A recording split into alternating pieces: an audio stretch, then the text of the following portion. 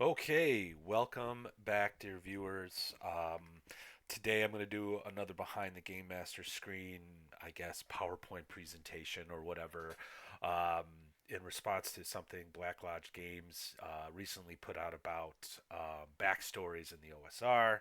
Um, it's a fascinating topic, role playing itself. I've been thinking about this since 1988. I am not as Boko Haram as some are with the concept of story games and backstories and whatnot. Um, but I think Black Lodge games. I was I was in agreement with like half of what they were saying, right? And I felt the need to sort of continue the conversation. Aaron the Pedantic put something out really nice too, a quick 10-minute thing. I recommend you go check that out. But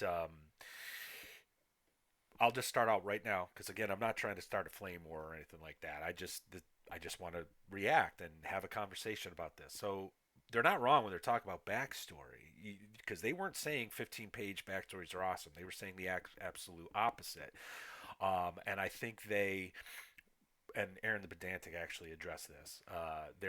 They got it wrong when they say D&D characters just sort of appear into the world, and the basic expert on Twitter pushed back and said, look, sandboxing and backstory are not mutually exclusive. Um, so I'm not going to go into that. What I'm going to go into is where I think they had some issues, and that's where they misunderstand player agency.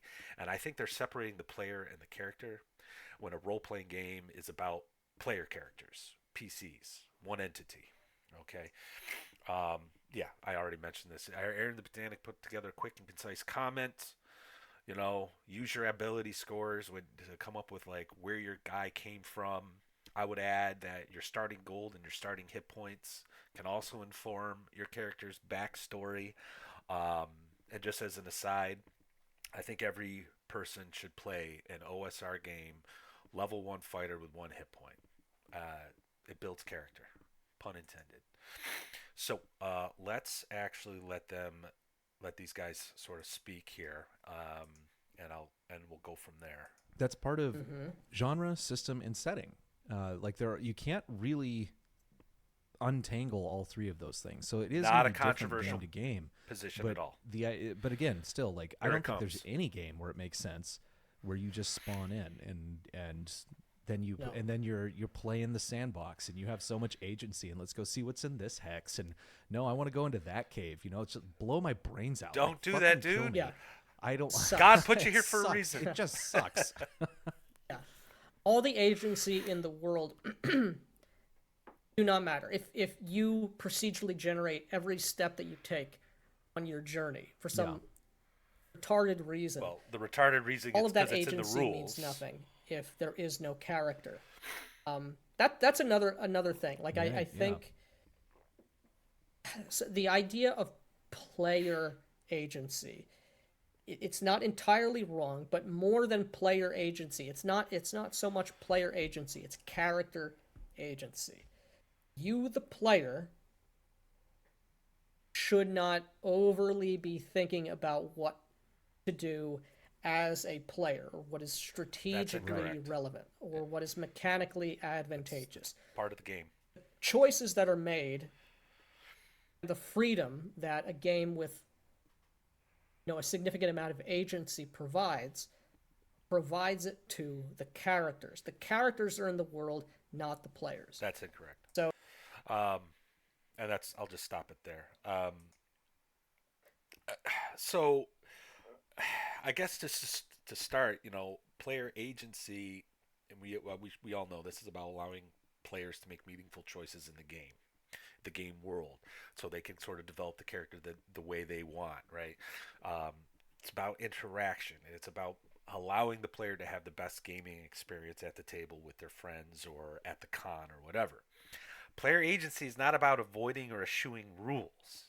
Um, Player agency actually requires an understanding that when a player chooses to explore, engage, and act as they see fit, there will be consequences, and those consequences are typically going to be the result of a rule or ruling that follows from the player's action. And when contemplating that action, those rules may actually limit what the player may want to do. So, so I when so I conclude that when a player is making a decision when playing a character, it's all intertwined. And the player and character are intertwined because this is a role playing game. It is not just play acting or playing pretend. It is not just a game. It is a role playing game. Some have defined in response to uh, Black Lodge games that role is simply you're playing a fighter, you're playing a thief, and that's good enough. I don't think that's appropriate response. I don't think that's accurate. I don't think that's a good enough definition because clearly the past 40, 50 years the hobby has expanded beyond character classes. So what are we saying when we're talking about role playing game? I think that's just too limiting of a definition, and it's just not proper. um, this comes from the second edition game, Advanced Dungeons and Dragons. I tried very hard to find a definition for player character. I looked through my Holmes book. I looked through first edition. I know it exists. I remember seeing it somewhere. I have a feeling it's in a Dragon magazine from way back in the day. Um, but I have this, and I thought this was interesting. So the player adopts the role of a character and then guides that character through an adventure. Okay, the player makes decision, interacts with the characters and players, and essentially quote pretends end quote to be his character during the course of the game. That doesn't mean the player must jump up and down, dash around, and act like his character. It means that whenever the character is called on to do something or make a decision, the player pretends that he is in that situation and chooses an appropriate course of action. Well, what's the player guiding the character? He's using the rules. He's looking at his hit points. He's looking at how his movement rate. He's looking at what skills he has, and the appropriate course of action is all determined on that. They're intertwined. It's a player character, not a player with agency and a character with agency. Fighter Bob has 3 hit points left. The character doesn't think that, but he knows he's hurt. Why? Because the player, following the rules of the game, he knows he is taking damage. The orcs aren't retreating. What does Fighter Bob do now? Durden, the greedy dwarf, is carrying a big chest full of treasure out of a dungeon. He is moving slowly because he is over encumbered. The player knows this because of his character sheet. And then Billy, the corporate solo, is investigating the theft of his employer's data. Billy isn't great at computer hacking. Billy knows this, and so does his player because it's on the character sheet. He didn't put any points in it. Thus, Billy reaches out to some contacts to help him find an electronic clue. You'll have to forgive me, I haven't played Cyberpunk since 1997, 98. But as I recall, you can like get contacts, so that's part of the rules of the game. And it also is intertwined with role playing. Again, player character. Um, I sort of feel like taking the logic of what I'm sort of seeing from these guys would suggest that Fighter Bob must stand and fight because in his backstory, his mom was killed by orcs and he hates them. Or maybe the orcs sneaking up on Durden and the party is decided to run. Would the greedy dwarf forced to be overtaken by the orcs, or can he make a decision to stand and fight?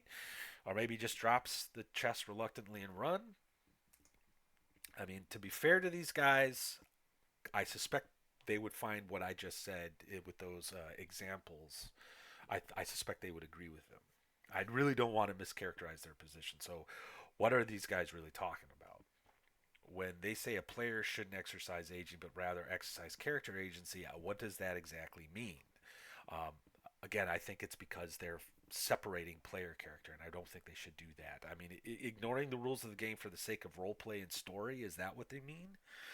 Do these guys hand wave the hex crawl procedures or other procedures? Because it sounds like they do, and I would call that cheating. Um, Ignoring the rules for the sake of role playing is cheating. Not just because you are breaking a rule, but you are denying both the player and the player character, from making meaningful decisions for character growth. You are cheating them out of the very game experience that I believe you want them to have. So those hex crawl procedures are important. In my game, Lamentations of Elemental Evil, Dagus the dwarf, God rest his soul, uh, you know, was just earned the reputation for being tough because he was constantly getting mauled by bears. It was pretty awesome, in my opinion. Okay, it's also forced the party as a whole to really think about how they're going to traverse the map. I've discovered I've made it very challenging for them by doing that, but they're meeting that challenge, and you know they're getting immersed um, and enjoying themselves. So, what does Black Lodge games mean when they say people should role play and stop playing quote shit tier end quote games? I don't know. These guys really haven't presented what a player ought to do when role playing their character, other than be sort of influenced by these emotional ticks or whatever. Um, I don't know what BLG defines as a good game or god tier level play. Um, and this is where the video really broke down for me. Like I was with them all the way, and then all of a sudden this stuff started happening.